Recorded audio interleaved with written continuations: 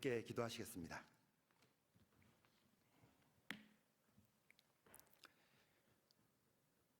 영광과 찬송을 받으시기 합당하신 살아계신 거룩하신 우리 아버지 하나님, 하나님을 등지고 멀리 떠나 죄 가운데 살았던 저희들, 이 세상에 아무 소망 없이 살았던 저희들에게 주님의 귀한 보혈로 구원해 주시고 영원한 천국에 들어가 살 수 있는 산 소망을 허락해 주시고 은혜 위에 은혜를 더하여 주셔서 저희들을 주의 몸된 교회 가운데 두시고 무엇을 위해 살아야 될지 살아가는 삶의 목적을 바꿔주신 것 진심으로 감사를 드립니다.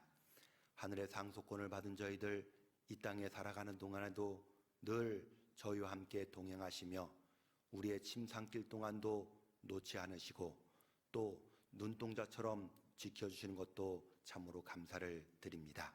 주님 오실 때가 다 되어가는 이 마지막 시대에 우리가 무엇을 위하여 살아야 될지 더욱더 마음을 붙잡아 주시고 세상 헛된 것에 마음 빼앗기지 아니하고 오직 하나님이 위에서 부르신 부름의 상을 받아 쫓아가는 저희들의 신앙의 발걸음이 될 수 있도록 인도해 주시옵소서. 오늘 주일을 맞이해서 저희들 하나님 말씀 앞에 함께 모였습니다. 이 시간 주 성령께서 우리 각 사람의 마음을 붙잡아 주시고 하나님의 말씀의 뜻이 어디에 있는지 분별할 수 있는 지혜를 허락해 주시며 말씀에 굳게 서서 좌로나 우로나 치우치지 아니하고 늘 생활 가운데 순종으로 반응하는 저희들의 삶이 될 수 있도록 도와주시옵소서. 여러 가지 사정으로 인하여 함께 하지 못한 우리 믿음의 식구들 어느 자리 어느 형편에 있든지 일일이 보살펴 주시며 있는 위치에서도 그리스도인으로서 합당한 삶을 살게 해주시고 하나님의 영광을 가리우는 자가 한 사람도 없도록 지켜 주시옵소서. 병상으로 또 여러 가지 일로 인해서 또 함께하지 못한 우리 믿음의 식구들 그 마음 붙잡아 주시고 늘 강건함을 더하여 주셔서 저희와 함께 교제하며 살 수 있도록 붙잡아 일으켜 세워주시기를 주님 앞에 간절히 간구드립니다.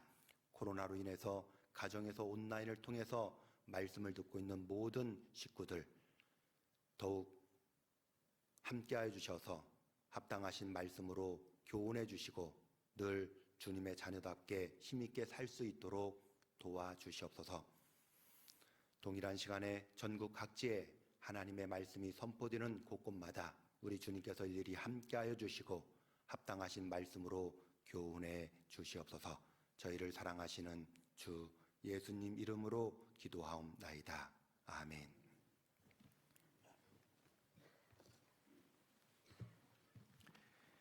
성경을 같이 찾아보겠습니다. 성경 말씀은 구약 성경 잠언 30장을 찾겠습니다. 구약 성경 잠언 30장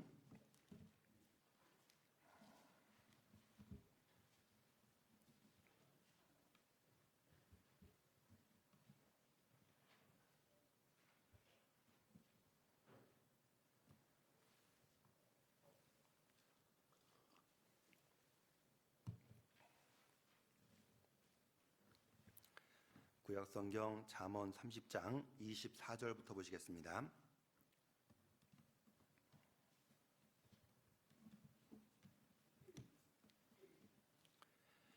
땅에 작고도 가장 지혜로운 것 넷이 있나니 곧 힘이 없는 종류로되 먹을 것을 여름에 예비하는 개미와 약한 종류로되 집을 바위 사이에 짓는 사반과 임군이 없으되 다 띠를 지어 나아가는 메뚜기와 손에 잡힐 만하여도 왕궁에 있는 도마 뱀이니라. 거기까지.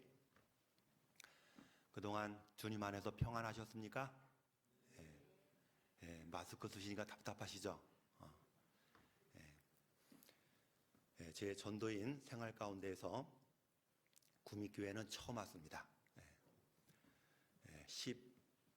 17년 만에 오는 것 같은데요. 하여튼 처음 방문하게 됐는데 오는 도중에 정말 설레는 마음으로 오게 되었습니다. 저는 지난 교회에서 올해 1월 1일부로 대전 북부교회로 오게 되었습니다. 그래서 대전 북부 지역에 이뤄진 영혼들을 위해서 하나님께서 그곳에 옮겨주셨고, 또 대전 북부 지역의 형제 자매들과 함께 최선을 다해서 교회를 세우고 또 복음을 힘있게 전하려고 합니다. 기회가 되신다면 함께 대전 북부교회를 위해서도 기도해 주셨으면 감사하겠습니다. 오늘 잠언 30장 24절부터 28절까지의 말씀을 가지고 함께 지혜로운 것 넷이라는 그런 제목으로 함께 말씀을 생각해 보려고 합니다. 새해가 시작되었는데 엊그제 같았는데 벌써 2월 중순이 되고 있습니다. 우리에게 주어진 이 평범한 시간이 영원한 천국에 연관되어진다는 사실을 우리가 늘 마음에 생각하고 살아간다면 우리의 삶이 결코 헛된 시간을 보내지 않게 될 겁니다. 한 해가 바뀌면 새로운 달력에다가 새로운 계획을 우리가 세우게 됩니다. 그런데 아직 지난 한 해 동안 아직 변화받지 못한 것들을 버리지 못하고 계속 그것을 유지하고 현재 진행되는 그런 죄를 버리지 못하고 살아간다면 그 사람은 지난 달력에다가 새로운 계획을 세우는 사람과 같다라고 해도 틀린 말이 아닐 겁니다. 그런 사람은 아무런 변화가 일어날 수가 없는 겁니다. 하나님께서 우리에게 원하시는 것은 구원받은 이후의 삶은 항상 변화된 삶을 원하셔요. 내가 거룩하니 너희도 거룩할지니라 라고 말씀하신 것처럼 하나님이 구원받은 모든 그리스도인에게 원하는 것은 하루하루 생활 속에서 뭔가 변화된 삶을 원하십니다. 그렇다면 우리가 구원받은 이후에 현재 나의 삶을 살펴볼 때 얼마큼 변했는지, 또 아직 버리지 못한 것은 무엇이 있는지 생각해 보시고 뭔가 지금부터라도 하나님 말씀 앞에 묵묵히 순종하는 그런 삶이 되는 사람이 지혜로운 사람이라고 할 수 있을 겁니다. 하나님 만들어놓은 모든 피조물 중에 그 피조물들을 살펴보면 우리에게 많은 것을 가르쳐주고 있잖아요. 이제 모든 짐승에게 물어보라. 그것들이 내게 가르치리라. 분명 하나님 만든 모든 속에는, 만물 속에는 하나님의 지혜와 솜씨가 다 들어있기 때문에 그것들을 살펴보면 분명 핑계치 못할지니라라고 말씀하셨어요. 그렇다면 여기 본문 말씀에 나오는 개미와 사반과 메뚜기와 도마뱀, 이것은 땅의 작고도 가장 지혜롭다라고 이렇게 말씀하셨는데 무엇 때문에 지혜롭다고 하셨냐면 같이 말씀을 통해서 생각해 보시고 우리의 신앙생활이 이 네 종류의 피조물처럼 살았으면 좋겠다라고 생각이 됩니다. 먼저 24절부터 보시겠습니다. 땅의 작고도 가장 지혜로운 건 넷이 있나니 곧 힘이 없는 종류로 돼 먹을 것을 여름에 예비하는 개미와. 하나님께서 이 네 종류의 피조물 중에서 첫 번째 지혜롭다고 한 것이 바로 개미입니다. 우리가 육상 400m 릴레이 경기를 하다 보면 4명의 선수가 나오게 됩니다. 요즘 베이징 동계올림픽 우리 쇼트트랙 4명의 릴레이 선수 4명이 선발이 돼서 그 경기에 임하잖아요. 그러면 감독은 그 4명의 선수를 그냥 무작정 내보내는 것이 아닐 겁니다. 어떤 선수를 첫 번째 내보내면 잘 뛰고 어떤 선수를 두 번째, 세 번째, 네 번째 세우면 그날에 뭔가 경기를 승리할 수 있다라는 것을 감독은 면밀히 살펴보고 선수의 그 모습을 살펴보고 경기에 내보내게 될 겁니다. 왜냐하면 선수 기용에 따라서 그날의 경기의 승패의 좌우가 달려있기 때문에 그래요. 여기 하나님께서도 땅에 작고도 가장 지혜롭다고 하는 네 종류 중에서 왜 하필이면 개미를 첫 번째 지혜롭다라고 이렇게 말씀하셨습니까? 개미는 부지런하기 때문에 그래요. 그리스도의 덕목 중에서 가장 필요한 것이 뭐냐면 바로 부지런한 것이라고 말씀드릴 수가 있습니다. 왜냐하면 그리스도인들은 자기 육신의 위치도 지켜야 되고 그리고 신앙생활도 우리가 해야 되기 때문에 구원받지 못한 사람하고는 더 부지런해야지만 우리가 이 일을 할 수 있기 때문에 그래요. 우리가 가정에서 또는 직장에서 또는 학교에서 뭔가 생활을 잘 한다 할지라도 교회 생활을 등한히 여기면 내가 구원받은 사람일까라고 하는 마음의 송사가 올라올 수 있어요. 반대로 교회에 와서 신앙생활은 잘하는 것처럼 보이는데 가정에 가서는 자기 마음대로, 직장에서 또는 학교에서 이렇게 자기 생활에 성실하지 않고 살아간다면 내가 구원받은 사람의 모습일까라고 하는 마음의 송사가 올라올 수 있다는 얘기입니다. 구원받은 그리스도인들은 이 두 가지를 동시에 성실하게 해 나가야지만 그게 참다운 그리스도인의 삶이라고 할 수 있는 겁니다.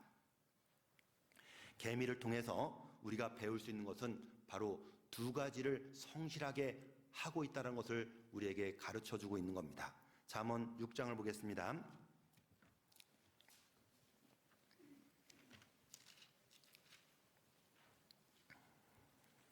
잠언 6장 6절을 보시겠습니다.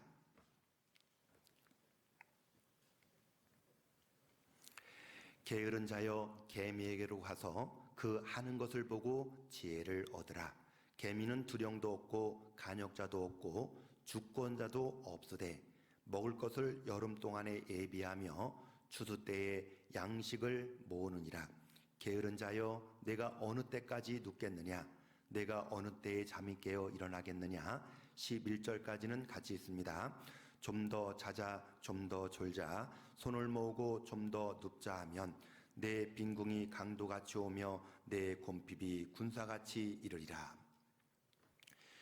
개미가 하는 것을 살펴보면 그 속에 뭔가 깨닫는 것이 있다는 얘기입니다. 개미는 두령도 없고 간역자도 없고 주권자도 없다라고 말씀하고 있어요. 어떤 개미가 너 이 일을 하라고 일을 시키는 개미는 한 마리도 없습니다. 또 그 일을 잘 하고 있는지 감독하는 감독자도 없다는 얘기예요. 그런데 개미는 내가 무엇을 해야만 될지 자기 할 일을 스스로 찾아가지고 성실하게 일을 해 나간다는 얘기입니다. 마치 구원받은 모든 그리스도인들을 여기 개미로 비유하고 있는 거예요. 구원받은 그리스도인들은 부지런해야만 무언가 하나님 앞에 쓰임 받을 수 있기 때문에 그러합니다. 우리가 구원받고 왜 교회 안에 있습니까? 교회 안에 있다는 얘기는 우리가 주님 앞에 쓰임 받고 있다는 증거예요.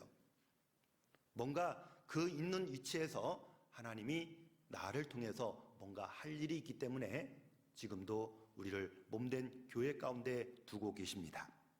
그러면 주님 앞에 교회 안에서 더욱 귀하게 쓰임 받으려면 더욱 부지런한 삶을 살아가는 것이 맞는 겁니다.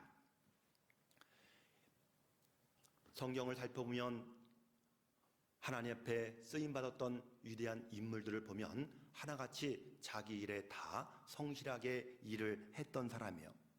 예수님께서 갈릴리 호수를 거니실 때 4명의 제자를 불러 쓰십니다. 베드로와 안드레는 금을 던지는 곳에서, 또 조금 더 나아가다가 세베대의 아들 야고보와 요한은 뜯어진 그물을 깁는 곳에서 그들을 불러 쓰셨어요.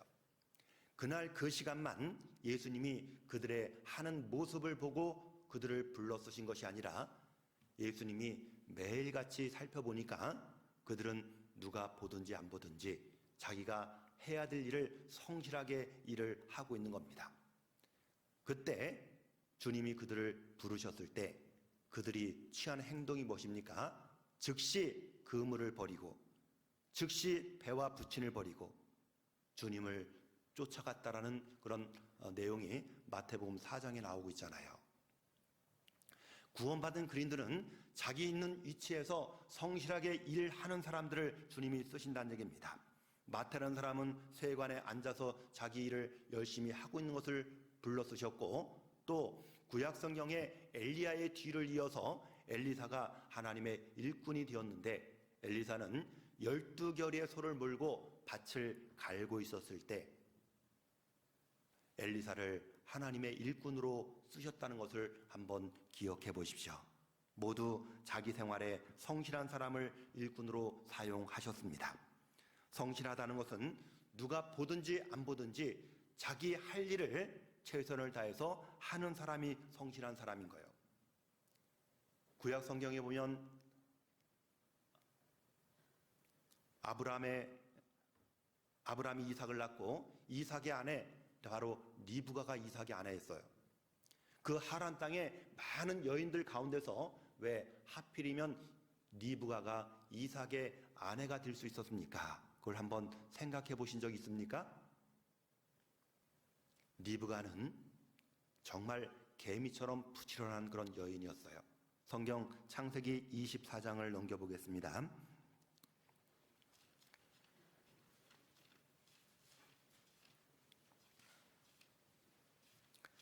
창세기 24장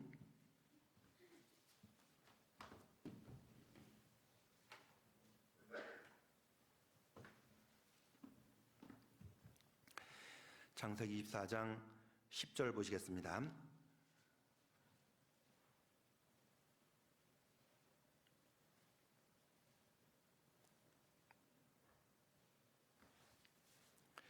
이에 종이 주인의 약대 중 10피를 취하고 떠났는데 곧 그 주인의 모든 좋은 것을 가지고 떠나 메소포타미아로 가서 나홀의 성에 이르러 그 약대를 성 밖 우물 곁에 꿀렸으니 저녁때라.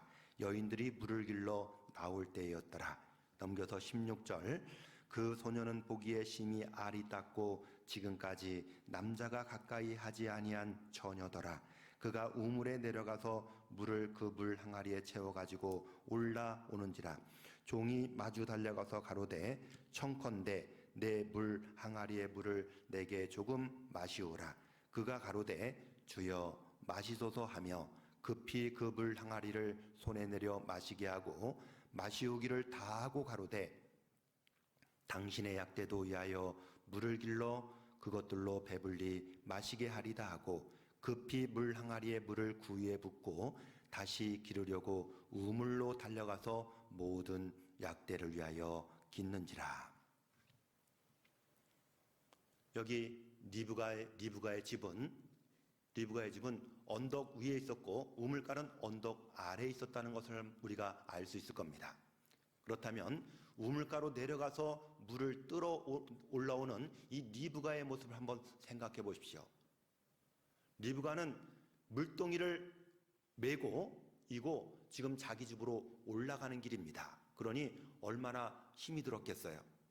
그런데 생전 처음 보는 남자가 물을 달라고 했을 때 리브가가 취한 행동이 무엇입니까? 주여 마시소서. 주여 마시소서. 바로 섬기는 자세요. 바로 겸손의 위치로 내려왔습니다.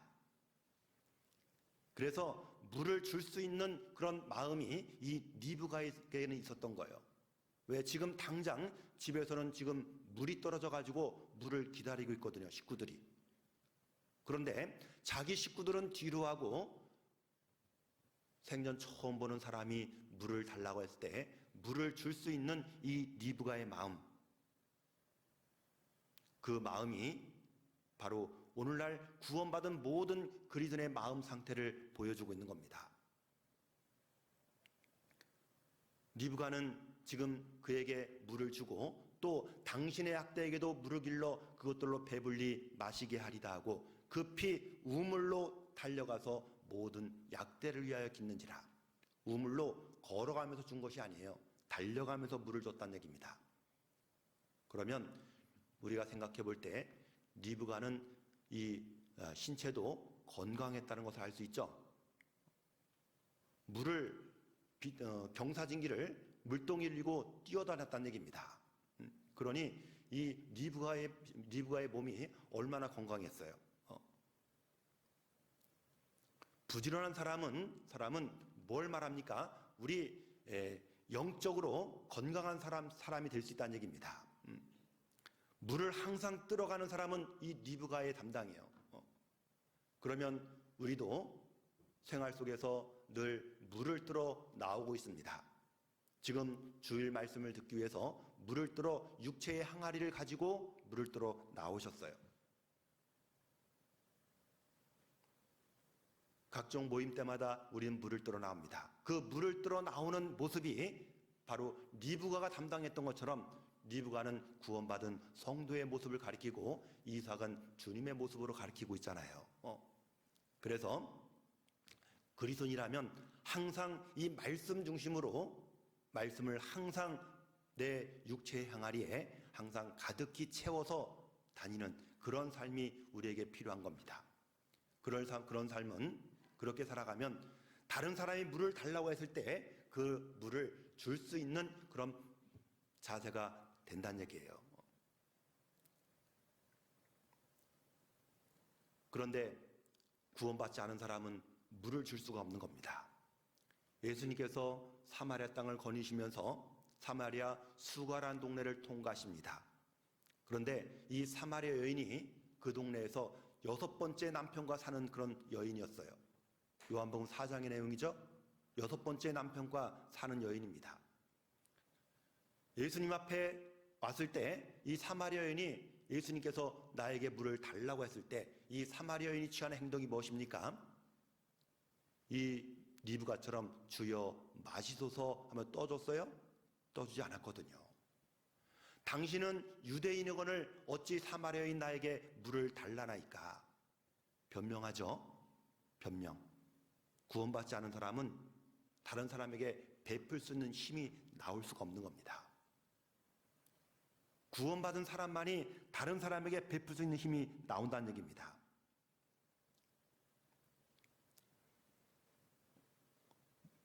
그런데 이 사마리아 여인이 구원받은 이후엔 달라졌잖아요. 구원받은 이후에는 우리가 뭔가 생활 속에서 내가 확실하게 구원받았다면 아직 나에게 물을 달라고 하는 사람이 얼마나 주변에 많이 있어요. 아직 복음의 생명수를 마시지 못한 사람들이 주변에 너무나도 많이 있습니다. 주님은 그들까지 다 사랑하고 계셔요. 그들을 먼저 구원받은 우리를 통해서 그들을 주님 앞으로 인도하기를 주님이 원하십니다. 그렇다면 우리는 정말 내 생활 가운데 성실한 삶을 살아갈 때 그들을 주님 품으로 인도할 수 있다는 얘기입니다. 골로새 3장 23절 말씀에 무슨 일을 하든지 마음을 다하여 죽게 하듯 하고 사람에게 하듯 하지 말라 했습니다. 무슨 일을 하든지 마음을 다하여 죽게 하듯 하고 사람에게 하듯 하지 말라. 사람을 보고 하는 것이 아니라 오직 주님을 바라보고 하는 모든 그리스도인들은 바로 성실한 삶을 살아가겠다 해도 틀린 말이 아닐 겁니다. 그리스도인들은 항상 내가 하나님 앞에 있다라는 신전 의식을 갖고 살아야 돼요. 디모데전서 6장 15절 6장 있는 말씀처럼 너 하나님의 사람아, 하나님의 사람아. 그런 말씀 있죠? 너 하나님의 사람아. 우리는 하나님의 사람이에요. 하나님의 사람은 하나님의 사람답게 뭔가 성실한 삶을 살아가야 됩니다. 그래야만 다른 사람을 주님 품으로 인도할 수 있는 거예요. 아람의 군대 장군 나만 장군이 문둥병에 걸려서 이제 죽게 생겼습니다.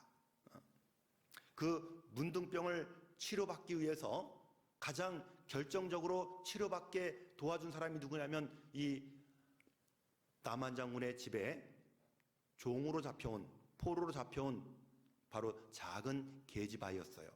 성경에는 계집아이로 나옵니다. 작은 여자아이가 우리 주인 나만 장군이 사마리아에 있는 하나님의 선지자 앞에 서면 이 병이 나을 수 있을 텐데 그 말 한마디 딱 전했거든요. 그 말을 듣고 나만 장군 마음이 어떻게 했어요? 움직였어요. 왜 움직였냐면 나만 장군이 사마리아 땅에 잡혀온 이 작은 여자아이, 이름은 나와 있지만 않지만은 그 작은 여자아이는 나만 장군의 아내의 시중을 들고 있었습니다.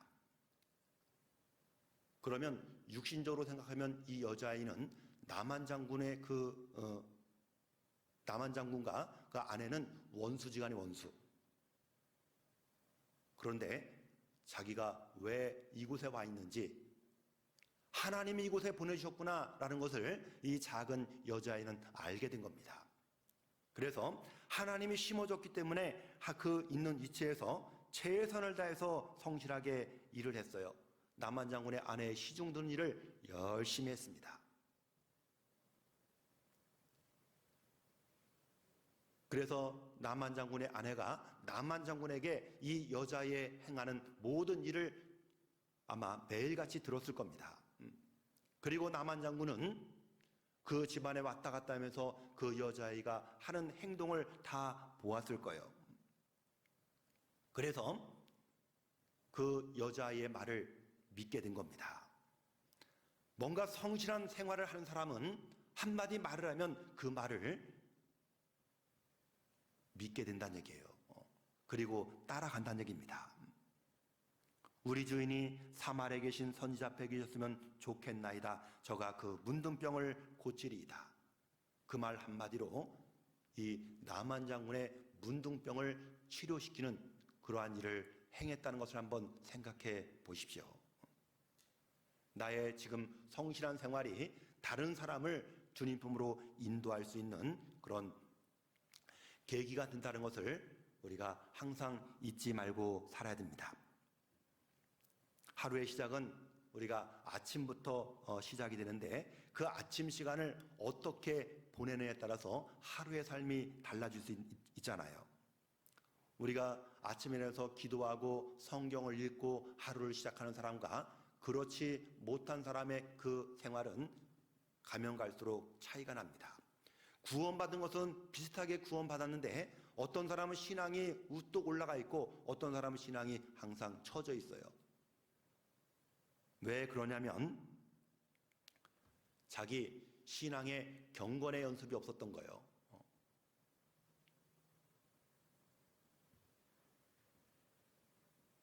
육체 연습은 약간의 유익이 있어도 경건은 범사의 유익이 있다라고 말씀하셨습니다. 그리스도인이라면 정말 내 아침부터 매일 일어난 아침부터 기도와 말씀으로 하루를 시작하는 사람, 옷에 첫 단추를 잘못 끼면 옷이 흐트러지는 것처럼 우리가 좀 더 자자, 좀 더 졸자, 손을 모고 좀 더 눕자 하면 내 빈궁이 강도같이 오며 내 곰핍이 군사같이 이르느니라.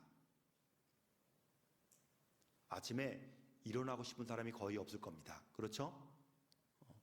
저도 어제 왔어야 되는데 오늘 아침에 출발해서 왔는데요. 구미가 얼마큼 걸릴지 미리 한번 내비게이션을 한번 봤습니다. 근데 1시간 반 거리예요. 그래서 아침에 가도 되겠구나 해서 어제 신방을 마치고 아침에 이렇게 오게 됐는데요. 아침에 일어나기가 싫더라고요. 이불 속에 나오기가 싫어요. 모든 사람은 이 육신이기 때문에 똑같은 마음일 겁니다. 좀 더 자고 싶은 마음이 있어요. 그런데 네 육신은 내 신앙생활을 막는 가장 큰 장애물입니다. 우리 구원받은 그리스도의 신앙의 장애물, 바로 마귀, 세상, 육신, 이 육신이 내 신앙생활을 자꾸 방해를 한다는 얘기예요. 그러면 내 육신을 쳐서 복종시키는 그런 삶이 돼야 되는데 복종시키지 못하면 그냥 또 잠자리에 들어서 일어나지 않는 겁니다. 그리스도인들이 해가 중천에 뜨도록 해가 뜨는데 일어나지 않는다면 그것은 뭔가 다시 한번 생각해 봐야 됩니다. 좀 더 자자, 좀 더 졸자, 손을 모고 좀 더 눕자 하면 내 빈궁이 강도같이 오며 내 곰핍이 군사같이 이르느니라. 내가 좀 더 일찍 일어났더라면 내가 기도하고 말씀을 더 묵상하고 살 수 있었을 텐데, 구원받은 그리스도인이 1년에 한 번도 성경을 한 번도 읽지 못한다면 그건 정말 잘못된 겁니다. 출애굽한 이스라엘 백성들이 매일같이 그들에게 만나를 내려주었어요. 그런데 그 만나를 먹지 못한 사람이 어떤 사람이냐면 게으른 사람이 먹지 못했어요. 만나를 하루 많이 거둬들였다가 그 다음날 늦게 일어나서 그걸 먹으려고 했다가 먹었어요? 못 먹었어요? 못 먹었어요. 벌레가 생기고 냄새가 나서 결국 먹지 못했더라고 출애굽기 16장 19절 이하의 말씀에 우리에게 가르쳐주고 있잖아요. 남겨놓으면 먹지 못합니다. 그래서 한꺼번에 많이 읽지 말고 평상시에 꾸준하게 말씀을 꾸준하게 읽어가는 그런 습관이 필요한 겁니다. 남겨놓으면 자기 것이 안 되는 거예요. 그래서 남겨놨다가 나중에 읽으려고 하면 10월 달쯤 되면요, 평생 밤새도록 읽어도 일독을 못 하거든요. 그러니까 어떻게 해요? 포기해버려요. 이제 내년에 해야 되겠다. 내년에. 올해 못하는데 내년에 할 수 있겠어요? 못하거든요. 우리가 정말 그리스도인이 되었다면 이 가장 귀한 말씀, 정말 하나님을 사랑하는 사람은 하나님은 말씀으로 계시기 때문에 이 말씀을 가장 가까이 하는 사람이 바로 하나님을 사랑하는 사람이라고 할 수 있는 겁니다. 그래서 우리에게 주어진 시간들이 얼마 남지 않았잖아요. 그것을 정말 우리가 아끼고 살아야 됩니다. 세월을 아끼라 때가 악하다 그랬습니다. 현재 주어진 이 시간이 정말 다시는 돌아오지 않는 시간으로 가고 있잖아요. 이 시간은 하나님이 나에게 주신 영원한 상급을 주시기 위한 시간이기 때문에 여호와의 기념책에 항상 기록될 수 있는 그런 일만 할 수 있도록 우리가 하는 것이 맞는 겁니다. 오늘 아침에 일어났더니 구미에 있는 국민은행장에서 전화가 왔어요. 여러분 개인 통장에 2,400만 원을 입금시켜 주겠습니다라는 그런 전화를 받게 됩니다. 그런데 한 조건이 있대요. 2,400만 원 입금시켜 주지만은 그 2,400만 원을 오늘 다 사용하시면 본인 것이 되는 것이고 남은 금액은 다시 은행에서 회수해 가겠습니다라는 그런 전화를 만일 여러분들이 받았더라면 2,400만 원 쓰실래요? 남겨놓으실래요? 남겨놓으실 분 계셔요? 남겨놓을 사람 없을 겁니다. 아마 부지런히 아마 그것을 쓰시러 다니실 거예요. 남겨놓으면 가져간다니까. 그런데 하나님께서는 오늘도 우리 인생 통장에 하루 24시간 1440분이라는 시간을 86,400초라는 시간을 우리에게 꼬박 꽂아 넣었어요. 오늘도. 어제 그렇게 병원에서 그렇게 살고 싶어 했던 그 사람들의 그 시간을 우리는 지금 누리고 살고 있잖아요. 이 시간이 얼마나 귀합니까? 다시는 돌아오지 않는 거예요. 때가 낮음에 우리의 나를 보내신 일을 우리가 하여야 하리라. 밤이 속히 오리니 일할 수 없는 놈이 속히 온다 그랬어요. 밤이 오면 일을 하지 못합니다. 일할 수 없는 밤이 속히 오기 때문에 그때는 아무도 일할 수 없는 겁니다. 내게 주어졌을 때 정말 최선을 다해서 살아보십시오.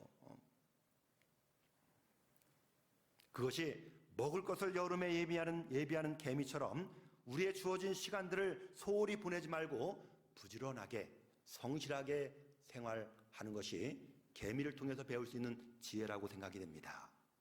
두 번째, 성경 잠언 30장 본문 말씀 다시 보겠습니다.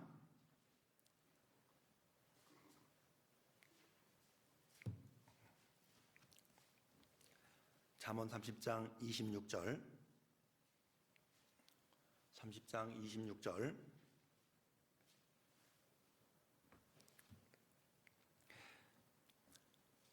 약한 종류로 돼 집을 바위 사이에 짓는 사반과, 약한 종류로 돼 집을 바위 사이에 짓는 사반과. 사반은 이 너구리과에 속하는 동물인데 토끼보다 조금 작은 그런 동물입니다.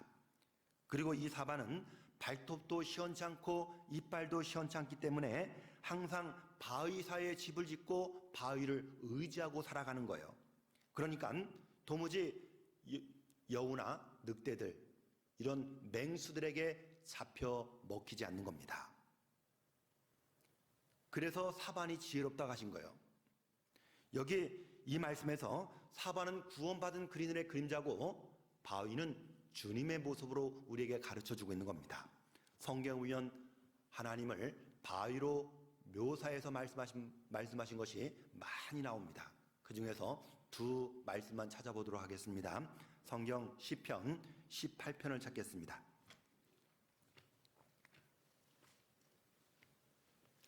시편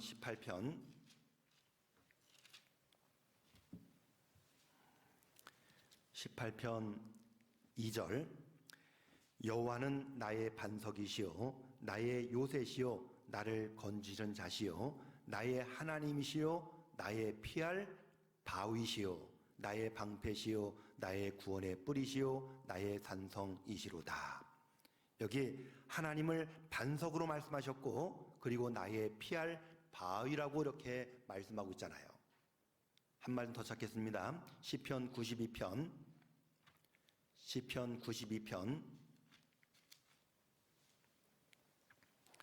15절입니다.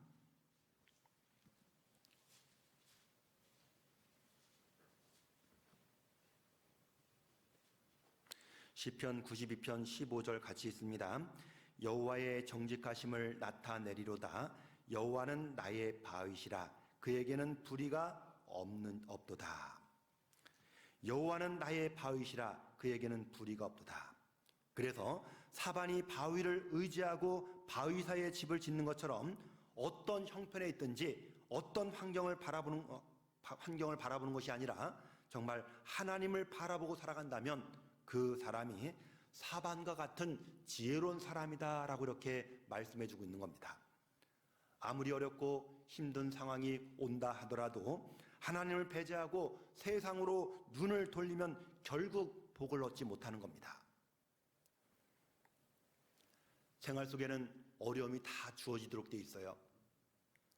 그 어려움의 차이, 그 고난의 차이는 다 각자 다르겠지만은 그 고난이 온다 하더라도 그것을 바라보는 것이 아니라 그 배후에서 역사하시는 그 하나님을 바라보고 살아가는 사람, 그런 사람이 바로 여기 사반과 같은 지혜로운 사람이라고 할 수 있는 겁니다. 대부분의 사람들이 주님을 바라보지 못하고 생활의 어려움을 바라보면 자꾸 세상으로 끌려갑니다. 세상을 자꾸 바라보게 돼요.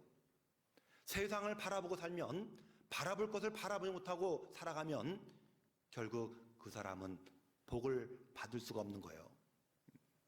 성경 이사야 31장 1절 보겠습니다.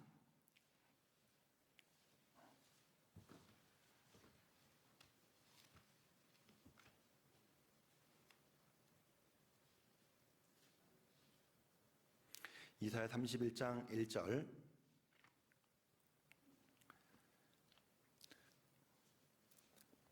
도움을 구하러 애굽으로 내려가는 자들은 화 있을진저 그들은 말을 의뢰하며 병거의 많음과 마병의 심히 강함을 의지하고 이스라엘의 거룩하신 자를 앙모치 아니하며 여호와를 구하지 아니하거니와. 도움을 구하러 애굽으로 내려가는 자들은 화 있을진저. 북쪽에 아수르가 침공에 내려오니까 남쪽에 있는 애굽을 이들이 의지했어요. 이스라엘이. 애굽에는 병거도 많고 마병도 많고 군사들이 많았습니다. 그래서 이 아수르의 군대를 막아보려고 애굽의 눈을 돌려서 애굽 군대를 바라보고 애굽의 도움을 요청하러 내려갑니다. 이스라엘은 하나님의 백성들이요, 하나님을 바라볼 사람들이 이 애굽은 세상을 뜻하잖아요. 세상을 바라보고 세상의 도움을 얻으려고 하니까 결국 복을 받지 못하는 거예요. 사사시대에 엘리멜렉이라는 사람이 유다 베들레헴 땅에 살고 있었어요. 그런데 그 엘리멜렉이라는 사람이 자기 아내 나오미와 두 아들 말론과 기륜을 데리고 어디로 갔냐면 저 멀리 모압 땅에 이사를 가버립니다. 이사를 간 이유는 베들레헴 땅에 기근이 들었어요. 흉년이 드니까 야, 여기서는 못 살겠다 해서 모든 가산을 다 정리해가지고 어디로 가냐, 저 이방 땅 모압 땅에서 가버렸어요.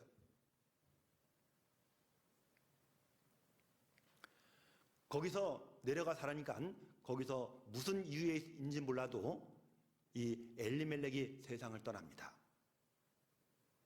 그리고 자기 아내 나오미와 두 아들 말론과 기륜을 남겨놓고 남편이 죽었어요. 거기서 산지 10년쯤에 이 두 아들 죽습니다. 두 아들이 그 땅에서 이방 결혼했거든요. 우리가 잘 알다시피 말론과 기륜, 오르바 룻이라는 그 여인과 결혼해서 거기서 생활했잖아요. 결국 거기서 두 아들마저도 거기서 잃게 됩니다. 그리고 나오미는 나이가 들어가지고 모든 가산을 다 잃었어요. 그래서 유다 베들레헴 땅에 하나님께서 다시 풍년이 들었다는 소식을 듣고 야, 내 고향 땅으로 올라가야 되겠다. 마음을 먹고 두 자부 오르바 룻에게 너희는 젊으니까 내 갈 길을 찾아가라. 그 말을 들었던 이 오르바 룻은 시어머니 말씀을 처음엔 안 들었거든요. 우리는 어머니 따라 가겠습니다 라고 했지만은 끝까지 거니까 오르바는 떠났어요. 그런데 룻은 끝까지 어머니가 섬기는 하나님을 붙쫓아 갔거든요. 그래서 룻이 복을 받았잖아요. 그런데 여기서 룻을 말씀드리려고 하는 것이 아니라 바로 나오미를 말씀을 드리려고 합니다.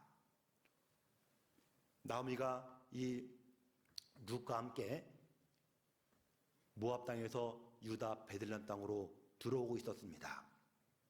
그때 유다 베들레헴 땅에 살고 있는 그런 형제 자매들이 이 나오미를 알아본 겁니다. 그래서 내가 나오미가 아니냐 하면서 기쁜 마음으로 그를 반겼어요. 그때 나오미가 취한 행동이 무엇입니까? 나를 나오미라 칭하지 말고 차라리 마라라 칭하달라고. 나오미는 기쁨, 희락, 마라는 괴로움이란 뜻을 갖고 있잖아요.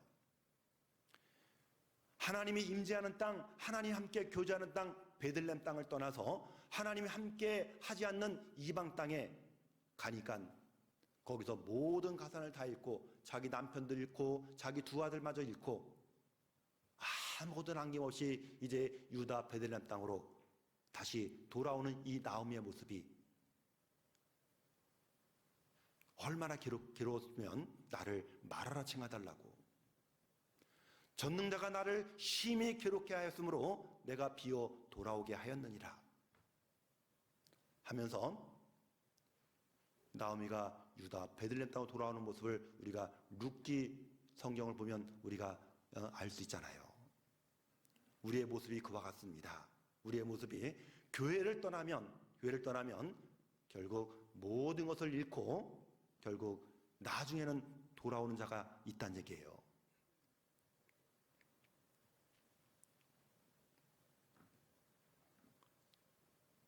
도움을 구하러 애굽으로 내려간 자들은 화 있다라고 분명히 말씀합니다. 그렇기 때문에 우리가 몸된 교회를 의지하고 떠나지 않는 그 삶은 사반처럼 나는 정말 연약하구나. 사반은 힘이 없고 항상 자기 자신이 연약하다는 걸 알았기 때문에 바위를 의지하고 살았다고 했잖아요. 바위를. 구원받은 모든 그리스도인은 사반처럼 나는 언제든지 부족한 사람이구나, 나는 연약한 사람이구나 해서 이 교회 가운데 다 교회를 의지하고 교회의 머리로 계신 주님을 의지하고 다 붙어있는 그런 삶을 살아가는 것이 맞는 겁니다. 그래야 힘이 있어요. 그래야. 여기 종이 한 장, 소식지 한 장은 약할 겁니다. 제가 힘껏 치면은 이거 뚫릴까요? 안 뚫릴까요? 손가락 치면 뚫리겠죠? 그런데 이 소식지 한 장이 힘은 없지만은 바위에 탁 달라붙어 있어요. 그러면 제 손가락으로 치면은 이거 뚫려요? 안 뚫려요? 안 뚫려요. 절대 안 뚫립니다. 제 손가락이 부러지지 절대 뚫리지 않는 거예요. 나는 약하지만은 몸된 교회 가운데 함께하면은 강하다는 얘기예요. 어떤 일에서도 세상에 눈을 돌지 말고 정말 하나님 앞에 살아가는 사람, 교회 가운데 살아가는 사람은 하나님이 도와주십니다. 성경 시편 91편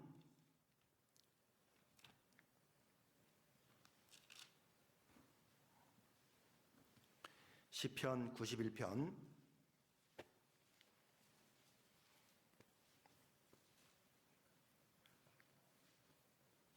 1절 보겠습니다.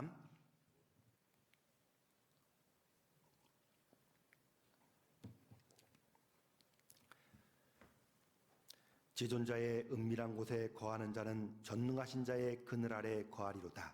내가 여호와를 가리켜 말하기를 저는 나의 피난처요 나의 요새요 나의 의뢰하는 하나님이라 하리니. 넘겨서 9절. 내가 말하기를 여호와는 나의 피난처시라고 지존자로 거처를 삼았으므로 화가 내게 미치지 못하며 재앙이 내 장막에 가까이 오지 못하리니 저가 너를 위하여 그 사자들을 명하사 내 모든 길에 너를 지키게 하심이라. 여호와는 나의 피난처시라고 지존자로 거처를 삼았으므로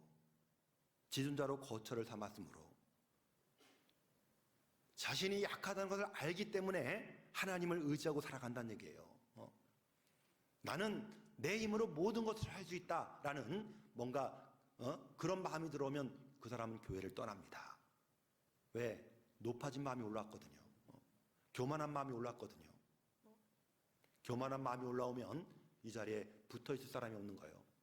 교만은 패망의 선봉이요 겸손은 존귀의 앞잡인이라고 말씀하셨습니다. 항상 자기 자신이 높아지지 않도록 항상 마음을 다스릴 줄 알아야 돼요. 무릇 지킬 만한 것보다 더욱 내 마음을 지키라. 내 마음을 지키라. 우리 마음을 지킬 줄 아는 사람, 내 마음을 참 다스릴 줄 아는 사람, 그런 사람이 우리는 돼야 됩니다. 하나님을 피난처로 삼고 거처로 삼 사람은 어떤 역경과 어려움이 와도 하나님이 도와주신다고 약속하셨어요. 시편 46편 1절에 보면 하나님은 우리의 피난처시요 힘이시니 환난 중에 만날 큰 도움이시라. 환난 중에 만날 큰 도움이 바로 주님이셔요. 아무리 내 앞에 많은 고난이 있다 하더라도 그 고난의 산이 산처럼 높은 산처럼 막혀 있다 하더라도 하나님을 의지하고 살아가는 사람은 큰 산도 평지로 만들어주는 분이 주님이셔요. 스가랴 14장 7절에 보면 큰 산아 내가 무엇이냐 스룹바벨 앞에서 평지가 되리라. 주님 앞에서는 다 평지가 되는 평지. 평탄한 길로 가도록 만들어 주십니다. 그렇기 때문에 우리가 할 일은 뿌리를 깊이 교회 가운데 받고 살아가는 겁니다. 뿌리 깊은 나무는 흔들릴 수 있어도 넘어지진 않거든요. 여러분들 가로수에 저 나무, 교회당 나무가 많이 심어졌는데 뿌리 보여요? 안 보여요? 보입니까? 안 보입니까? 안 보이죠? 그런데 언제 보이냐면 바람이 불면 보여요. 바람이 불면. 바람이 불면 저 뿌리가 깊이 박혔는지 또는 얕게 박혔는지 그때 드러나게 된다는 얘기입니다. 가끔씩 태풍이 불잖아요. 태풍이 불면 뿌리 깊은 나무는 흔들릴 수는 있어도 뿌리채 뽑히지 않거든요. 그런데 뿌리를 얕게 뻗은 그런 뿌리가 얕게 뿌리 내린 그런 나무들은 평상시 뿌리는 안 보여도 강한 바람이 불면 금방 드러나게 된다는 얘기예요. 평상시 누가 신앙생활 잘 하고 있는지, 이 교회 가운데 뿌리를 깊이 내리고 있는지 하나님이 시험하셔요. 그래서 고난의 바람을 주시는 고난의 바람.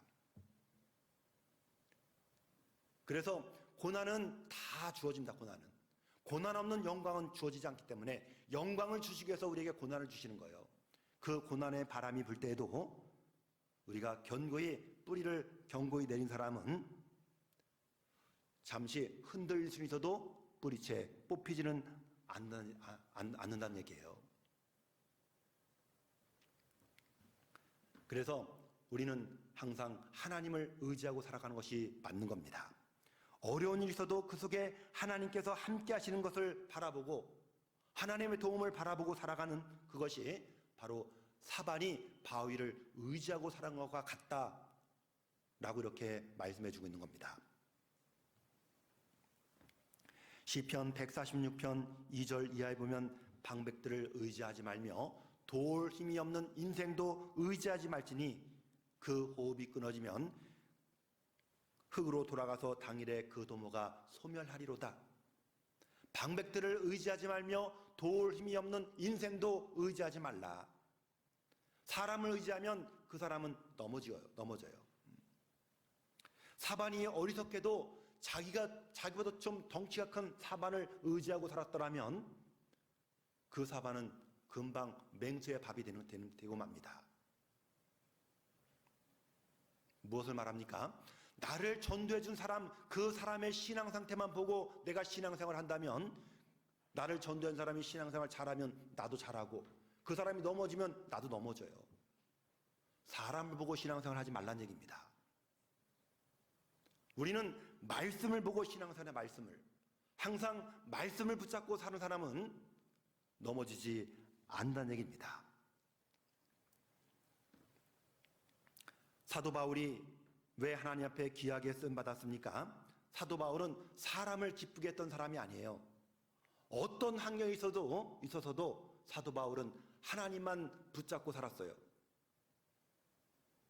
갈라디아서 1장 10절 이하에 보면 이제 내가 사람들에게 좋게 하랴 하나님께 좋게 하랴, 사람들에게 기쁨을 구하랴, 내가 지금까지 사람의 기쁨을 구하는 것이었다면 그리스도의 종이 아니니라. 사도 바울은 어떤 사람을 만나도 어떤 환경에 있어도 나는 하나님 앞에 있다, 그 신전의식을 가지고 하나님을 기쁘시게 하는 삶을 살았던 얘기입니다. 그러니까 사도 바울이 뭐라고 말합니까? 너희는 나를 본받는 자가 되라. 무엇을 본받아야 돼요?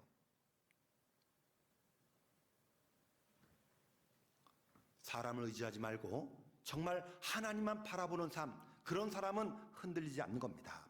성경 빌립보서 1장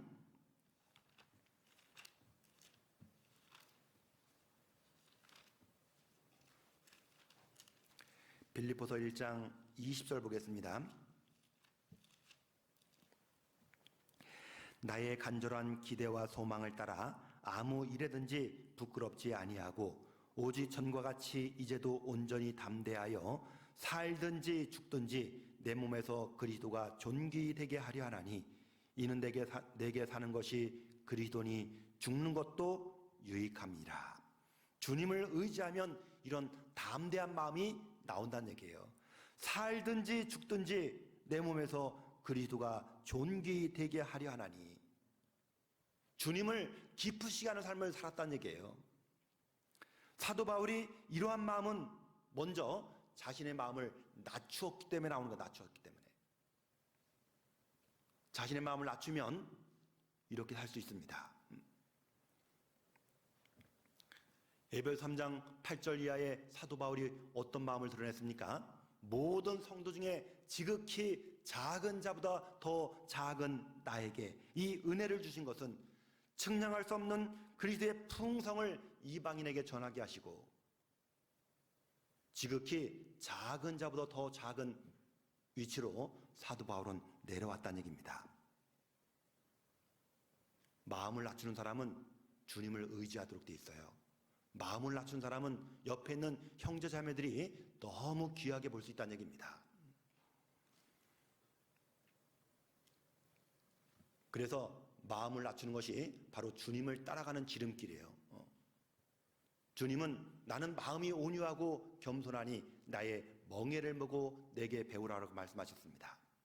마음이 온유하고 겸손한 것.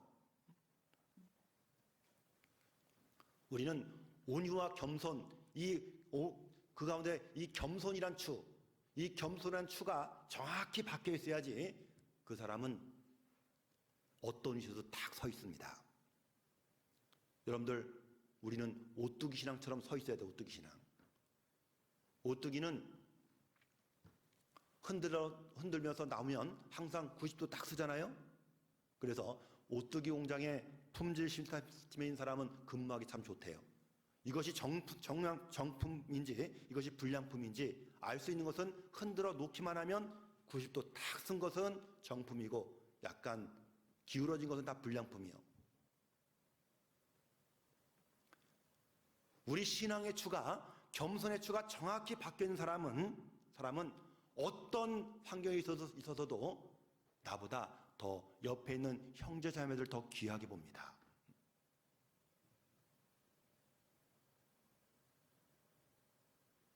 이 안에 구미 지역에 형제 자매들이 많이 계시잖아요. 만일 나 혼자서만 신앙생활 한다면 신앙생활 할 수 있겠어요? 멀리 가다 대구까지 가셔야 돼요. 이 지역에 이렇게 많은 형제자매들이 함께하고 있다는 얘기는 우리는 한 가지 일을 하는 동역자들이에요. 동역자. 적군이 아닙니다. 아군이에요. 아군. 적재에서 나 혼자 떨어져 있더라면 굉장히 외롭겠죠. 그죠? 총을 들고 앞을 보면 어디가 두려워? 뒤를 못 봐. 뒤가 두려운 거. 뒤를 보면 또 앞이 불안하고. 그런데 아군한 사람 딱 만났어요. 그럼 얼마나 반갑습니까? 나는 앞을 볼 테니까 자네는 뒤를 보라고. 서로 의지가 돼야 안 돼요? 의지가 되죠? 그런 것처럼 이곳 구미 지역에 많은 형제자매들이 있다는 얘기는, 아군이 많다는 얘기는 그만큼 의지가 되는 거예요. 의지. 우리를 이 구미 지역에 구미교회 하나의 팀으로 하나님이 묶어주셨습니다. 그러면 소속감이죠. 소속감.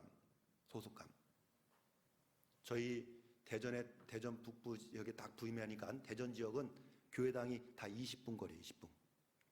20분이면 다 교회당이 다 들어갑니다. 세종 중부까지 해서 다 들어가요. 조금만 마음에 문제가 있으면 어디로 가요? 다른 교회로 가버려. 물론 거기도 우리 교회지만은 그런 사람은 신앙이 잘할 수 있어요? 없어요? 못 자랍니다. 자기 있는 위치, 이 소속감이 중요한 거예요. 소속감. 그 있는 위치에서 최선을 다하는 삶, 그런 사람이 주님 앞에 가보십시오. 더 큰 영광 가운데 서게 될 겁니다. 이 구미 지역에서 어떤 어려움이 있다 하더라도 겸손의 주로 탁 내리고 항상 우뚝 서 있는 그런 오뚜기 신앙을 갖고 살아보십시오. 그것이 사반을 통해서 배울 수 있는 지혜입니다. 사반은 항상 연약하다는 걸 알기 때문에 자기 있는 위치, 바위를 떠나지 않았습니다. 그래서 하나님이 지혜롭다고 하신 거예요. 세 번째, 성경 잠언 30장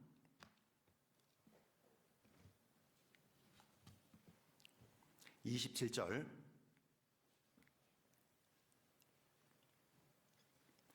잠언 30장 27절.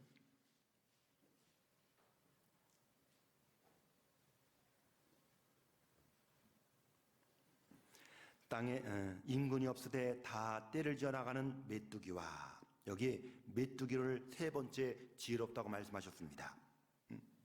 이것은 인군이었지만은 성령의 인도함을 따라 한 목적을 가지고 쭉 진행하는 우리 그리스도의 모습을 여기 메뚜기처럼 표현하고 있는 겁니다. 메뚜기가 소수로 다닐 때에는 힘은 없지만은 무리를 져서 다닐 때에는 큰 힘이 나오잖아요. 애굽에 10가지 재앙을 내릴 때 7번째 재앙이 우박재앙이었어요.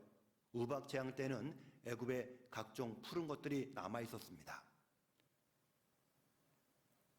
그런데 메뚜기 재앙을 내릴 때는 애굽의 전경의 모든 푸른 것들은 다 갉아먹었더라라고 이렇게 성경은 우리에게 가르쳐주고 있어요.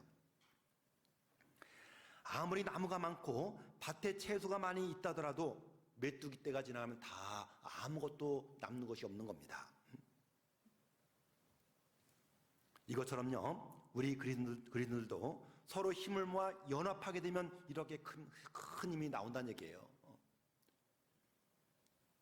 우리는 서로 연합에 위치 연합, 서로 합력해야 됩니다. 무엇을 위해 합력해야 되냐? 바로 복음을 위해서 합력해야 돼, 복음을. 빌립보서 1장 27절에 보면 오직 너희는 그리스도 복음에 합당하게 생활하라. 이는 내가 너희를 가부나 떠나 있으나 너희가 일심으로 서서 한 뜻으로 복음의 신앙을 위하여 협력하는 것과 복음의 신앙을 위하여 협력하라. 우리가 이 땅에 살아가는 삶의 목적이 무엇입니까? 내가 죽지 않고 살아서 여호와 행사를 선포하리로다. 여호와 행사를 선포하리로다. 다른 형제자매들은 나가서 입을 벌려서 전도하는데 나는 가만히 있다가 한다면 그것은 협력하지 않는 거예요. 전하기 위해서는 발이 가야 됩니다. 아름답도다 좋은 소식을 전하는 이비요한과 같으니라 라고 말씀하지 않았습니다. 아름답도다 좋은 소식을 전하는 발이여 함과 같으니라. 발이 가야지만 입이 전할 수 있는 거예요. 다른 형제자매 자매님들은 가서 전하는데 나는 가만히 있더라면 안 되잖아요. 사람을 두려워하면 전하지 못합니다. 사람을 두려워하면 올무에 걸리거니와 여호와를 의지하는 자는 안전하리라 라고 말씀하셨어요. 사람을 두려워하면 절대 발이 가지 않습니다. 아까 6번째 남편과 사는 이 사마리아 여인, 그 동네에서 내놨어요. 그 동네에서. 그래서 그 동네에서 항상 손가락질 당하고 항상 구박을 받고 살았기 때문에 이 여자가 물을 떠러 나온 시간이 낮 12시에 낮 12시에는 물을 떠러 나온 사람이 없습니다. 사람들을 피해서 물을 떠러 나온 거예요. 그런데 거기서 예수님을 만나가지고 영원토록 목마르다는 생명수를 마시는 그 구원을 받게 됩니다. 구원을 받고 나니까 이 여인이 어떻게 됐어요? 자기가 할 일, 물을 떠러 나왔는데 물동이를 집어던지고 자기 동네로 가보는 거 보십시오. 자기 동네로 뛰어갔잖아요. 자기 동네로 가서 자기에게 손가락질하는 그 사람들에게 와보라, 이는 그리스도가 아니냐 하면서 전했거든요. 그러니까 자기의 손가락질 했던 그 사람들이 이 여인이 하는 말을 듣고 왔어요, 안 왔어요? 나왔잖아요. 나와서 주님의 말씀을 듣고 그 동네에 구원받은 사람이 많았다라고 우리는 요한복음 4장을 통해서 우리에게 가르쳐주고 있습니다. 사람을 두려워하면 올무에 걸립니다. 절대 전하지 못하는 거예요. 발이 가서 전해야 되는 거예요. 한 번 전하면 듣지 않으면 그만두지 말고 기회 있으면 가서 전해야 됩니다. 한두 번 전해보고 포기해버린다면 그건 안 되는 거예요. 세일즈업회에서 세일즈맨들에게 당신 물건을 팔 때 몇 번 가서 권유해서 고객이 사주지 않으면 포기합니까? 몇 번 권유해서 물건을 팝니까? 그런 설문조사를 했어요. 그런데 첫 번째 방문했을 때 거절당하면 나는 그 사람에게 물건을 팔지 않습니다 라는 사람이 48% 나왔어요. 48%.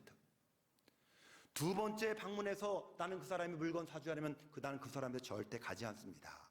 그런 사람이 25% 나왔고, 세 번째 찾아가서 세 번 권유해서 물건 사주지 않으면 나는 그 사람에게 물건 팔지 않습니다 라는 사람이 15% 나왔어요.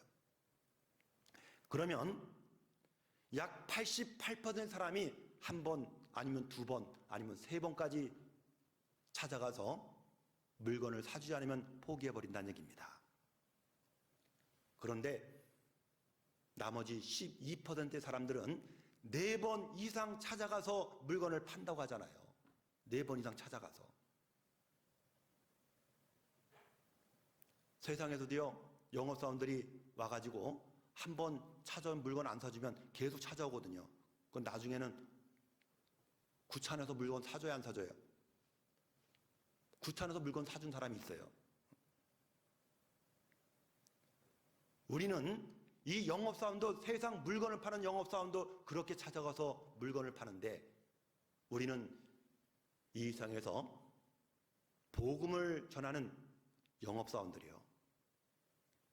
무슨 사원? 복음을 전하는 영업사원이요. 성경 시편 107편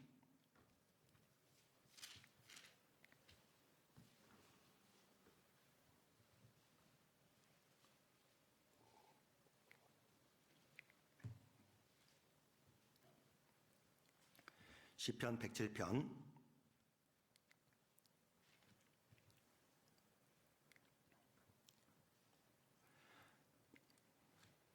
23절 선척을 바다에 띄우며 큰 물에서 영업하는 자는 여호와의 행사와 그 기사를 바다에서 보나니 선척을 바다에 띄우며 큰 물에서 영업하는 자는 바다는 세상을 뜻하고 있습니다. 세상에서 우리는 무슨 영업하느냐? 바로 복음을 전하는 그런 영업사원들인 것을 잊지 말란 얘기입니다. 그래서 끝까지 찾아가서 기회 있을 때마다 우리는 복음을 전할 책임이 우리에게 있는 겁니다. 그 일을 위해서 우리는 협력해야 돼요. 우리가 알거니와 하나님을 사랑하는 자, 그 뜻대로 부르심을 입은 자들에게는 모든 것이 합력하여 선을 이루느니라. 서로 합력해서 우리는 복음을 전하는 데 일을 할 책임이 우리에게 있는 겁니다. 그런데 자기 생활만 연연해서 그 복음을 전하지 않는다면, 자기 생활에 눌러 앉아 있다라면 그 사람은 하나님 앞에 책망받을 밖에 없어요. 그것을 누구를 통해 가르쳐 줍니까? 바로 이스라엘 12지파의 12지파. 12지파 중에서 루벤 지파와 갓 지파들은, 그 두 지파들은 무엇을 하고 살았냐면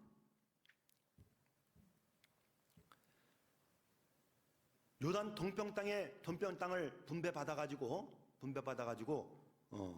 그들이 거기서 편안하게 안주하고 살려서 편안하게. 우리는 그 가나안 땅에 들어가서 너희들은 싸우든지 말든지 우리는 상관 않겠다. 그때 모세를 통해서 너희 형제들은 싸우러 가거늘 너희는 여기 앉았고자 하느냐 하면서 그들을 책망해 주는 말씀이 민수기 32장에 나옵니다. 너희 형제들은 싸우러 가거늘 너희들은 여기 앉았고자 하느냐. 다른 형제자매들은 가서 복음을 전하는데 너는 여기서 앉았고자 하느냐. 똑같은 말씀이잖아요.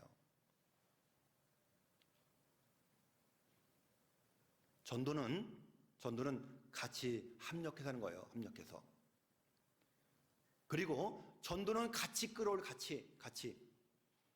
복음의 그물이 전도집 할 때마다 복음의 그물이 이 교회당에 복음의 그물이 딱 내려옵니다.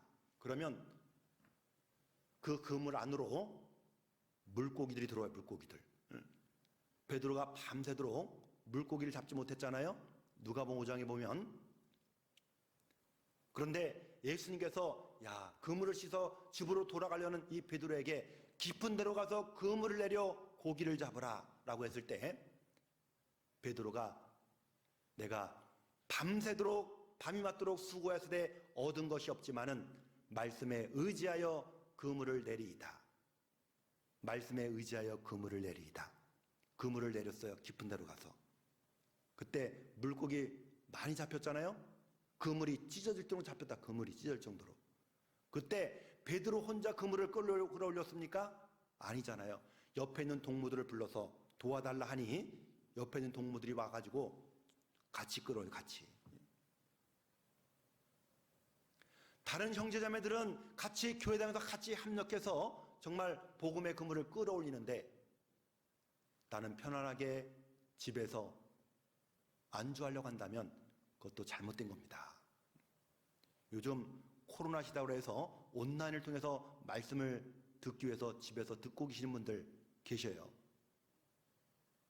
어떤 분은 코로나 기간에 한 번도 교회당 나오지 않는 분도 계셔요. 집에서 들어, 집에서. 그것도 잘못된 겁니다. 될 수 있으면 교회당에 나와서 말씀을 들으셔야 돼요. 그래야 더 유익이 됩니다. 여러분들 집에서 말씀을 들을 때 제대로 말씀 들으셔요? 자세가 많이 흐트러질 겁니다. 그죠? 자세가. 저도 한번 해봤어요. 저도. 처음 코로나 시대에 왔을 때 교회당 못 올 때 말씀을 집에서 들으니까 도저히 혼자 들으니까요. 자꾸 자세가 흐트러져요. 그래서 그다음부터 안 되겠다. 정장을 탁 입고 말씀을 들었어요. 그 자세가 좀 낮아요. 그래도 안 돼. 형제들이 같이 말씀을 들어야지 뭔가 더 유익이 되더라고요. 그래 될 수 있으면 교회당에 나와서 말씀을 듣는 것이 맞는 겁니다. 그래서 어쨌든 간 메뚜기처럼 연합하는 삶, 형제가 연합하여 동거함이 어찌 그리 선하고 아름다운고 머리에 있는 기름이 수염 곧 아론의 수염에 올려서 그 옷깃까지 내린 같고 헐몬의 이슬이 시온의 산들에 내린 같도다.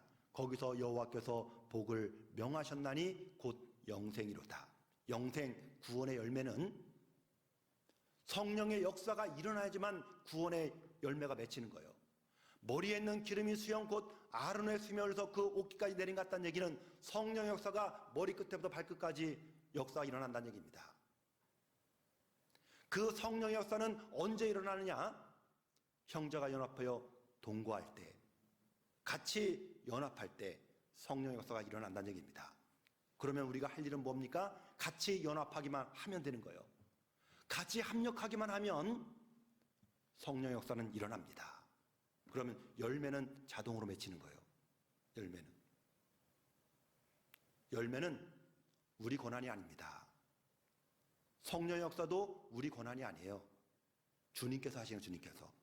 우리가 할 일은 같이 마음을 합하는 거예요. 합하는 거. 그 마음이 하나가 될 때 성령 역사가 일어난다는 것을 잊지 말란 얘기입니다. 그것이 메뚜기를 통해서 배울 수 있는 지혜란 얘기입니다. 마지막으로 성경 잠언 30장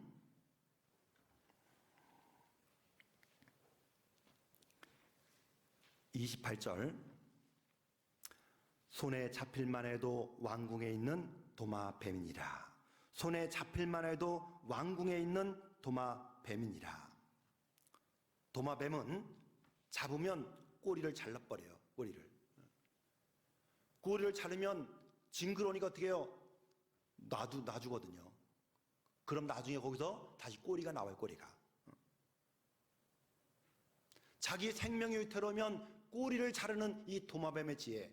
꼬리를 자를 때 도마뱀도 아플 거 아닙니까? 무엇을 의미합니까? 내 신앙의 생명을 위협하는 신앙의 장애물이 있다면 과감하게 잘라버리는 것이 맞는 겁니다. 제가 94년도 11월 26일 날 구원받고요. 저도 구원받기 전에 행했던 것이 많이 있었잖아요. 저는 낚시도 좋아했고 또 공놀이도 사죠. 공놀이.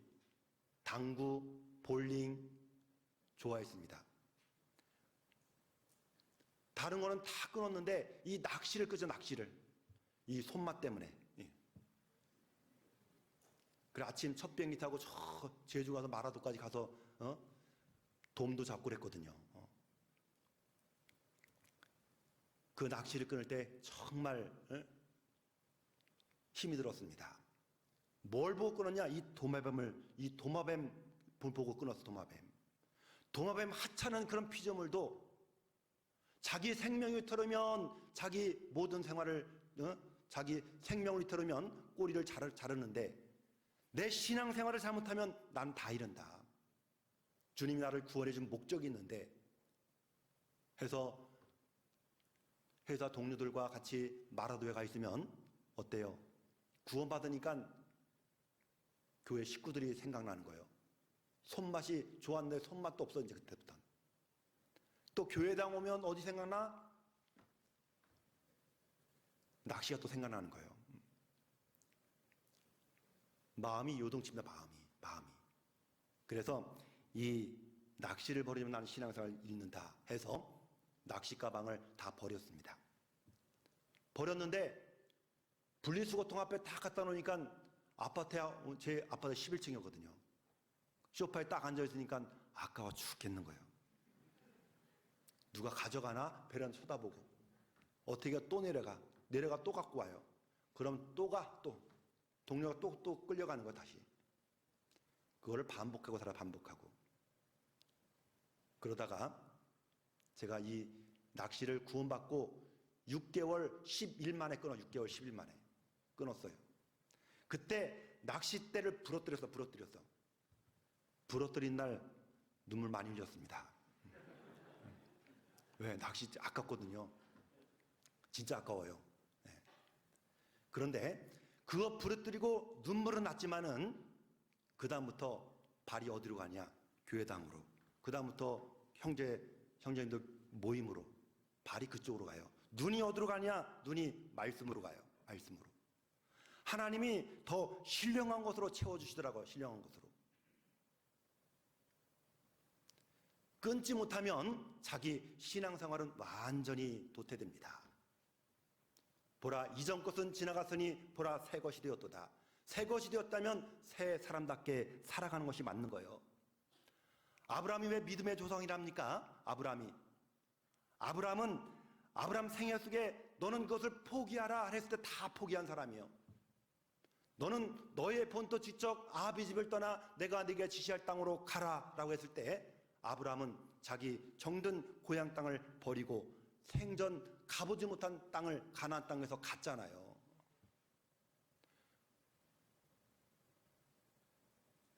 거기서 롯과 함께 살아갔을 때 요단들을 차지할 때 요단들은 그때 당시 여호와의 동산 같고 애굽 땅처럼 같았더라. 여호와의 동산처럼 보였어요. 또 애굽 땅과 같았더라. 사람 살기 좋은 땅이죠? 육신적으로. 제가 지난 산골에 살다가 대전 가니까 호황찬란해. 그런데 안 좋은 것이 있어요. 안 좋은 것이. 죄의 유혹들이 더 많은 거예요. 죄의 유혹들. 도시에 살면 죄의 유혹들이 더 많아요.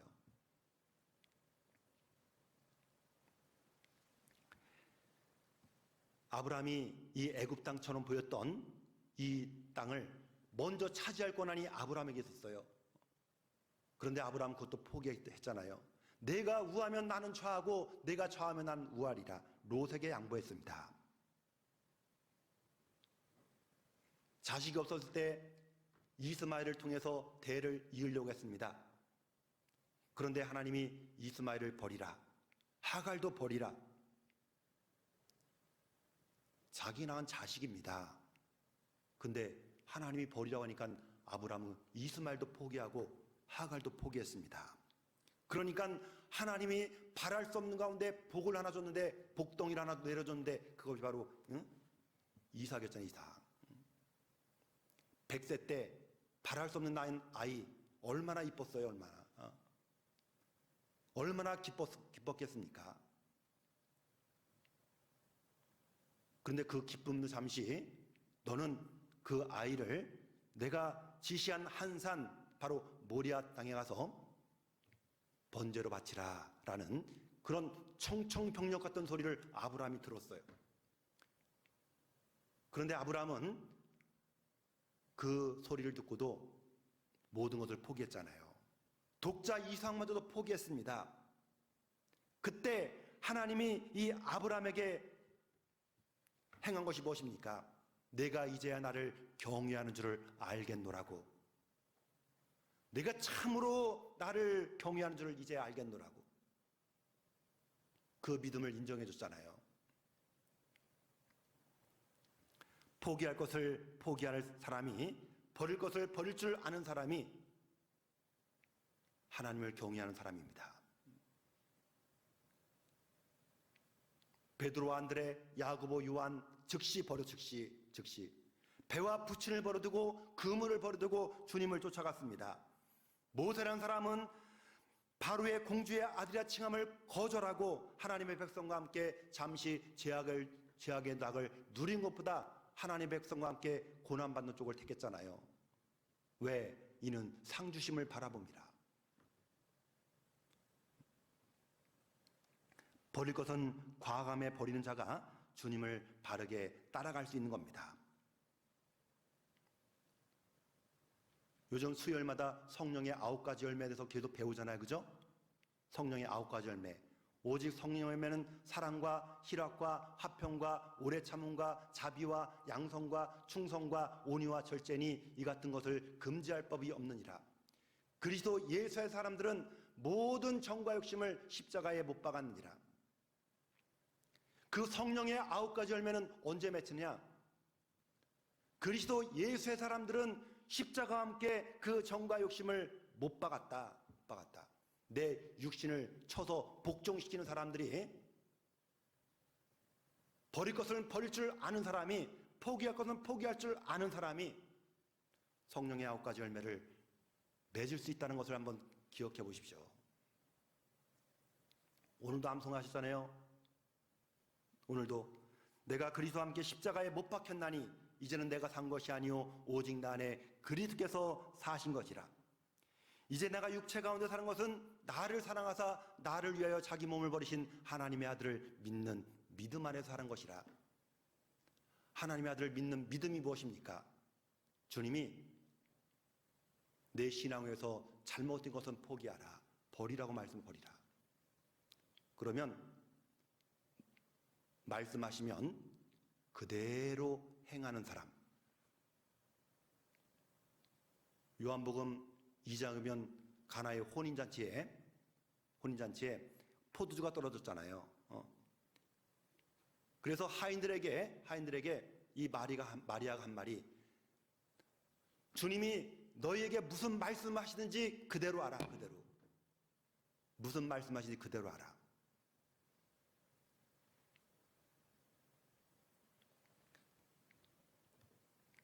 내 신앙의 발목을 잡는 것, 내 신앙의 장애물이 있는 것, 버릴 것은 과감하게 버리십시오.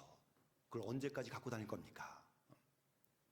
버릴 줄 아는 사람이 주님 앞에 서게 되었을 때 더 큰 영광 가운데 서게 되는 겁니다. 지금 주님 만날 날이 너무 가까운 시대예요.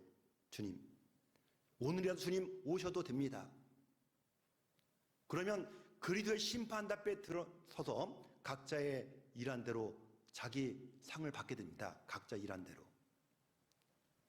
그리스도의 심판 앞에 서서 내 신앙생활의 성적이 공개가 된다는 얘기예요. 성적표. 초등학교 다닐 때 선생님이 성적표를 내주잖아요. 그죠? 성적표. 그러면 성적표 내주면서 선생님이 뭐라고 말씀하십니까? 야, 너 부모님께 꼭 보여드리고 확인 도장을 맡아와라 라고 이렇게 말씀하시죠. 그러면 성적을 잘 받았다면 부모님께 자신 있게 보여드려요? 안 보여드려요? 보여드려요. 그런데 성적표를 받으니까 맨 미도 아니고 양가가 많아요. 양가가. 그러면 성적표 보여드려요? 안 못 보여드려요? 보여드릴 수가 없어요. 그런 성적표가 우리 신앙생활, 신앙의 성적표도 공개가 된다는 것을 생각해 보시라는 얘기입니다. 그래서 여기 개미와 사반과 메뚜기와 도마뱀, 정말 개미처럼 부지런한 생활, 사반처럼 자신이 연약하고 항상 바위를 의지하는 것처럼 교회를 항상 떠나지 마시고, 메뚜기처럼 교회 안에서 복음의 신앙에 협력하는 것, 그리고 도마뱀처럼 정말 내 신앙생활에 발목을 잡는 것, 장애인들은 과감하게 버리는 사람, 그런 사람이 가장 지혜로운 사람이라고 할 수 있는 겁니다. 이것이 개미와 사반과 메뚜기와 도마뱀을 통해서 배울 수 있는 지혜입니다. 함께 기도하시겠습니다. 저희를 사랑하시는 거룩하신 우리 아버지 하나님, 참으로 감사합니다. 세상에 헛된 것을 쫓아 살았던 저희들, 주님께서 구원해 주시고 영원한 영광을 위해서 주님이 주시는 영원한 상급을 바라보며 하루하루 살 수 있도록 인도해 주시는 것 참으로 감사드립니다. 교회 안에서 생활하는 가운데 잘못된 삶을 살 때마다 말씀으로 늘 바른 길로 갈 수 있도록 훈육하여 주시는 것도 참으로 감사드립니다. 주님 앞에 서게 되는 그날까지 좌로나 우로나 치우치지 아니하고 주님 말씀 앞에 묵묵히 순종하는 삶이 될 수 있도록 도와주시옵소서. 우리 앞에 아직 이뤄져 있는 영혼들이 너무나도 많습니다. 그 영혼들을 주님 품으로 인도하는 책임을 우리에게 맡겨주셨습니다. 이곳 구미 지역에 이뤄져 있는 많은 영혼들, 우리 그 구미 교회를 통해서 더 많은 사람들에게 복음을 전해서 더 많은 사람들을 주님 품으로 인도할 수 있도록 도와주시옵소서. 말씀을 앞에서 전하시는 목사님을 중심으로 해서 모든 형제자매님들이 한마음 한뜻이 되게 해주시고 서로 합력하여 선을 이뤄나가는 우리 구미 교회가 되어서 주님 앞에 서게 되었을 때 각자의 그의 일한 대로 갚아주겠다는 그 약속의 말씀이 우리 모두에게 이루어질 수 있도록 주님 도와주시기를 원합니다. 교회 안에서 계획된 모든 전도 집회 주님께서 일일이 함께해 주시고 같이 합력하여 선을 이뤄나가는 우리 모두가 될 수 있도록 도와주시고 전도 집회를 통해서 하나님께 영광을 돌리며 우리 모두에게는 큰 기쁨으로 찾아오는 그런 집회가 될 수 있도록 도와주시옵소서. 모든 것 우리 주님 능력의 손길에만 부탁을 드리오며 저희를 죄악 가운데서 구원해 주신 우리 구주 예수님 이름으로 기도드리옵나이다. 아멘.